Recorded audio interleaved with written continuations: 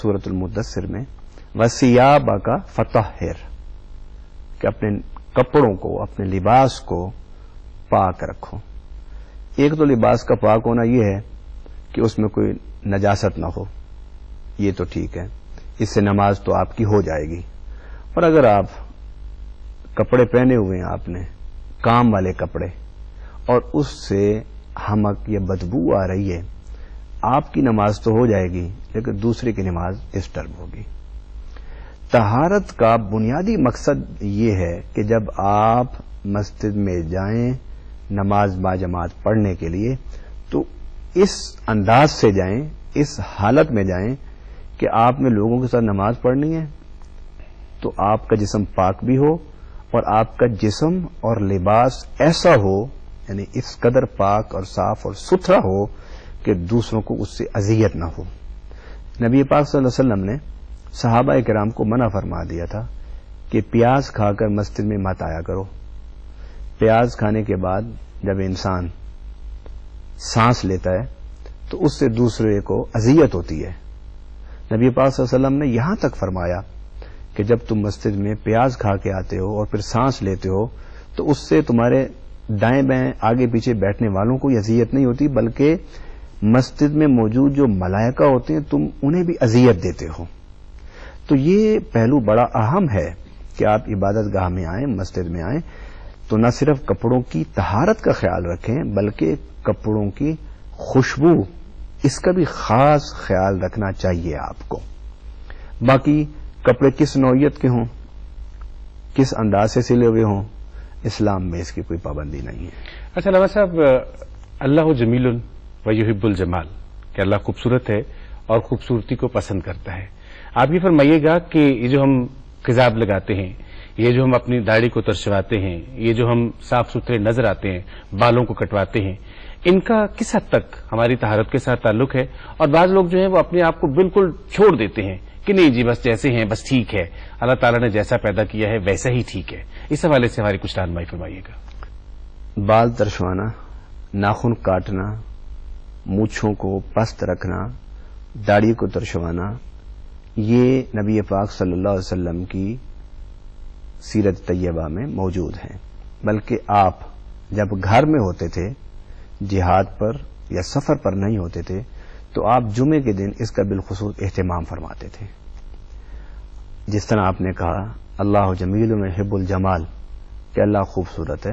اور خوبصورتی کو پسند کرتا ہے. اور اس نے انسان کو تخلیق کرتے ہوئے بھی نا یہی جملہ کہا ہے، لقد خلقنا الانسان فی احسن تقویم، کہ میں نے انسان کو یہ خوبصورت سانچے اور پیمانے میں ڈال کے پیدا فرمایا ہے. ایک تو یہ کہ اللہ نے انسان کی وضاقت اور ترتیب اعضاء کی ایسی رکھی ہے کہ جس میں خوبصورتی اور حسن و جمال ہے. اس کے ساتھ ساتھ انسان کا اپنے آپ کو خود خوبصورت رکھنا یہ بہت ضروری ہے. اور یہ بھی احادیث مبارکہ میں موجود ہے کہ حضور صلی اللہ علیہ وسلم اپنی زلفوں کے بال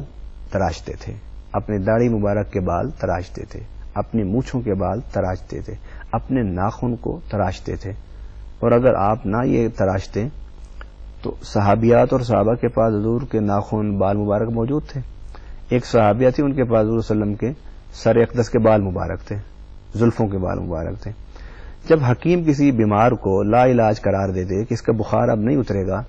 تو لوگ ان کے پاس لے آتے اور وہ حضور صلی اللہ علیہ وسلم کے بال کو جو کپڑے میں باندھا ہوا تھا آپ اس کو پانی میں ڈبوتی اور پلا دیتی، اللہ بیمار کو شفا دے دیتا. گویا یہ جو حضور صلی اللہ علیہ وسلم کے بال مبارک اور ناخن مبارک کے حوالے سے صحابہ کے پاس یہ مقدس چیزیں موجود تھیں، یہ اس بات کو ظاہر کرتی کہ حضور ان کا اہتمام فرماتے تھے. اور بالخصوص حضور صلی اللہ علیہ وسلم نے ان ایام میں کہ جب آپ گھر میں ہوتے تھے تو ہر جمعے ان چیزوں کا اہتمام فرماتے تھے، الا یہ کہ سفر میں یا جہاد پر آپ جب ہوتے تھے تو اس وقت آپ اس کا اہتمام نہیں فرماتے تھے. اسلام میں سفید بالوں کو رنگنا، کالا کرنا اس کی اجازت ہے، حرام نہیں ہے یہ. بلکہ ایک موقع پر نبی پاک صلی اللہ علیہ وسلم نے جب صحابہ کرام کو دیکھا تو ان میں سے کئیوں کے داڑھی اور سر کے بال سفید تھے، تو آج فرمایا اسے خضاب لگاؤ، اسے کالا کرو،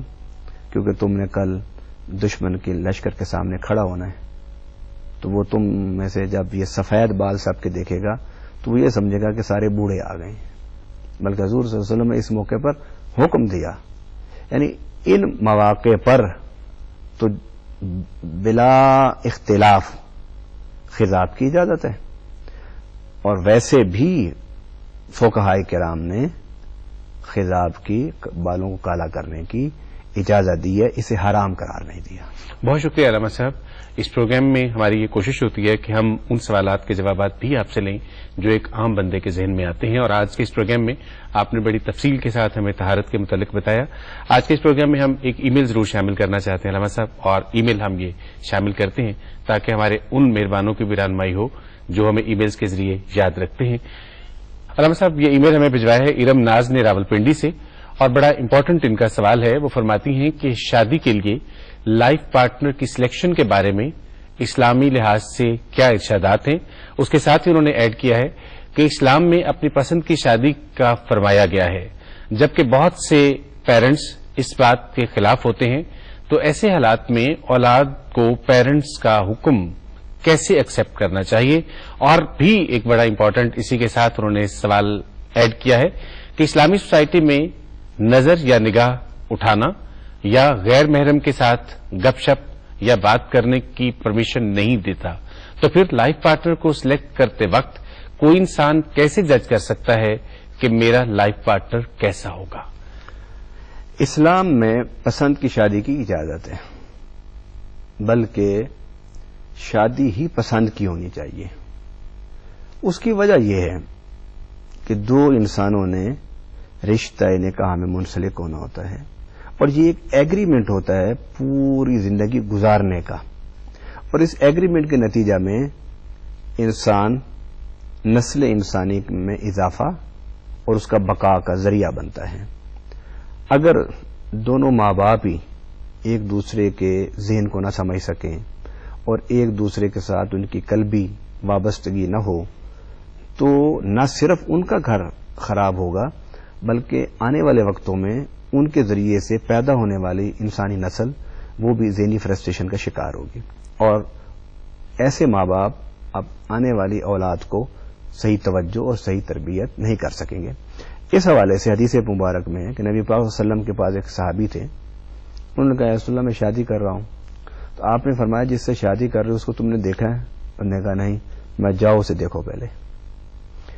دیکھنے سے مطلب یہ ہے کہ انسان جو ہے اپنے حصے جمالی اس کی تسکین کر سکے۔